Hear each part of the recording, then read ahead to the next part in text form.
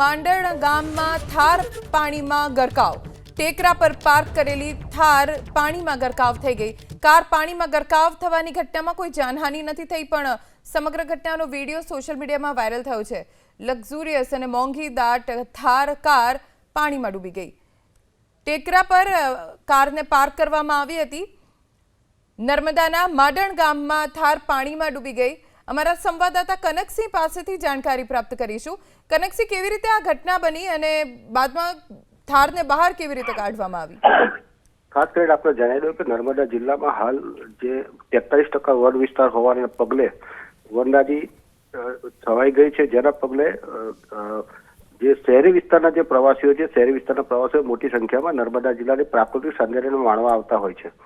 વાત કરીએ તો માંડણ જે છે, માંડણ એ કરજણ ડેમનું બેક વોટરનું પાણી ત્યાં સ્ટોરેજ થાય છે અને એક લેકના રૂપમાં ત્યાં સ્વરૂપમાં ફેરવાઈ જાય છે અને ત્યાં પ્રવાસીઓ શનિ રવિની રજાઓમાં અને ખાસ કરીને જે રૂટિન દિવસોમાં પણ અનેક લોકો આવતા હોય છે। ગઈકાલે સાંજે અનેક પ્રવાસીઓ ત્યાં આવ્યા હતા। તેમાં એક પ્રવાસીએ ત્યાં પોતાની થાર કાર પાર્ક કરી હતી। તે સમયે બેક વોટર પાણી ફરી વળતા સદરુ થાર કાર પાણીમાં ગરકાવ થઈ ગઈ હતી। જો કે કારમાં કોઈ બેઠેલું ન હોવાથી કોઈ જાનહાનિ થઈ ન હતી। જો કે સમય સૂચકતા વાપરી અન્ય ટેમ્પોના સહારે આ કારના હેમખમ બહાર કાઢવામાં આવી હતી। આભાર કનકસિંહ, જાણકારી આપવા માટે।